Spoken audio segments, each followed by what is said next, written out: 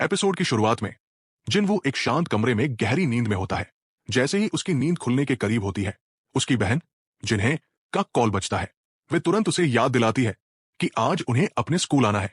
जिनवू अपनी थकान के कारण अभी भी सो रहा होता है और बहन की कॉल उसे उठने के लिए प्रेरित करती है।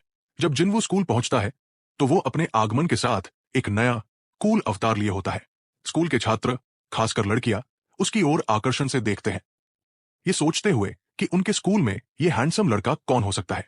उसकी बहन जिना हल्की मुस्कान के साथ उसे एक मजाकिया टिप्पणी देती है, जिससे माहौल में हल्की फुल्की खुशी फैल जाती है। कक्षा के दौरान जिनवू की बहन की टीचर जिनवू और उसकी बहन दोनों पर गौर करती है। टीचर जिन्हा की उपलब्धियों की सराहना करती है, बताती है कि वो एक उत्कृष्ट स्टूडेंट है और मेडिकल स्कूल भी जा सकती है। इसके साथ ही टीचर जिनवू से एक सवाल करती है कि यदि जिन्हा जल्दी जाग जाए तो क्या वो उसे हंटर बनने का मौका देगा। इस सवाल से जिनवू थोड़ा हैरान हो जाता है, पर वो अपनी राय स्पष्ट कर देता है कि ऐसा नहीं होगा। स्कूल के बाहर जिनवू अपने दोस्तों के बीच घूमते हुए दिखता है। वो अपनी बहन की फोटो दिखाते हुए अपने दोस्त हान से ये साझा करता है कि वो उसके परिवार का हिस्सा है। हान में ये उत्सुकता होती है कि टीचर ने क्या कहा था, लेकिन वो स्पष्ट नहीं कर पाती। जिनवू अपने अनुभव और हंटर रैंक की सीमाओं के बारे में बताते हुए ये भी जोड़ता है कि एक ई रैंक हंटर अधिक पैसा नहीं कमा सकता। वो हल्के फुल्के अंदाज में ये स्पष्ट करता है कि फालतू की बातों में उलझने की जरूरत नहीं है। एपिसोड के अगले हिस्से में एक एयरपोर्ट पर चीफ वू अपनी ड्यूटी निभाते हुए खड़ा होता है। वहीं डोंगसू, एक अन्य हंटर, अचानक प्रकट होता है। डोंगसू को यह आश्चर्य होता है कि उसे पिकअप के लिए स्वयं हंटर एसोसिएशन का चीफ मिलने आया है। चीफ वू उससे पूछते हैं कि वो यहाँ कितने दिनों तक रुकेगा, और डोंगसू जवाब देता है कि वो ज्यादा समय तक नहीं रुक पाएगा। चीफ वू फिर याद दिलाते हैं कि जिस होमलैंड को डोंगसू ने धोखा दिया था, वो अब वापस आ चुका है, केवल 2 लोगों से मिलने आया है। इसके बाद डोंगसू ये सुनिश्चित करने के लिए कहता है कि सर्विलांस टीम ऐसा अभिनय करे मानो उन्हें डंजो के हालात का कोई अंदाजा नहीं है। एक अलग सेट पर चॉय और प्रेसिडेंट एक साथ बैठे होते हैं। चॉय बताता है कि उसे पानी में पड़ी कुछ पंख जैसी चीज मिली थी। प्रेसिडेंट समझते हैं कि यह संकेत है कि लोग समुद्र पार उड़ने की कोशिश कर रहे थे, पर वे ज्यादा दूर तक नहीं जा पाए। दोनों मिलकर यह तय करते हैं कि आगे और भी गहराई से क्लूज इकट्ठे किए जाएंगे। एक गेट एरिया में जहां पहले से 2 लोग मौजूद होते हैं, वहीं जिनवू वहां पहुंचता है। वहां उपस्थित व्यक्ति उम्मीद से परे हैं। वे ये नहीं सोचते कि जिनवू उनसे संपर्क करेगा। साथ ही हान भी मौजूद रहती है।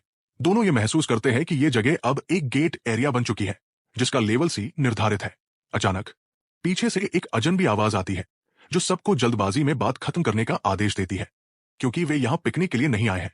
उसी मौके पर एक नए हंटर का परिचय होता है, किम चुल, जो एक ए रैंक हंटर के रूप में जाना जाता है। टीम के अन्य सदस्यों में ई, बी और सी रैंक हंटर शामिल होते हैं, जिससे कुल 10 मेंबर मिलकर एक रेड मिशन के लिए तैयार होते हैं। टीम के बीच बातचीत में जिनवू को यह महसूस होता है कि इतनी भीड़ में कुछ लोग हार मान सकते हैं, पर वो उन्हें चुनौती देता है कि वे अपना सर्वश्रेष्ठ प्रदर्शन दें। ह्यून टीम के सदस्यों को प्रेरित करता है कि वे नए लोगों को मौका दें। टीम गेट के पास पहुंचती है, जहां जिनवू अंदर प्रवेश करता है। अचानक उसे महसूस होता है कि गेट का रंग ब्लू से रेड में बदल जाता है। वो तुरंत हान का हाथ पकड़ता है और बाहर निकलने की कोशिश करता है, लेकिन गेट उसे रोक लेता है। सांग मिन से सहायता के लिए संकेत भेजते ही यूनो को खबर मिलती है कि एक रेड गेट प्रकट हो चुका है, और वो जल्द से जल्द वहां पहुंचने का प्रयास करता है। टीम एक अज्ञात स्थान पर पहुंच जाती है, जहां माहौल रहस्यमय हो जाता है। किम चुल समझाता है कि यह रेड गेट सामान्य गेट से अलग है। इसके अंदर प्रवेश करने वाले का बाहरी दुनिया से संपर्क कट जाता है। बाहर निकलने के लिए उसे या तो बॉस को हराना होगा या इंतजार करना होगा। इसी बीच अचानक आइस एल्फ का आक्रमण होता है, पर जिनवू उसकी रक्षा करता है। टीम के सदस्य इस स्थिति पर चर्चा करते हैं कि कैसे रेड गेट के अंदर घुसने वाले को बाहर निकलने के लिए अतिरिक्त चुनौती का सामना करना पड़ता है।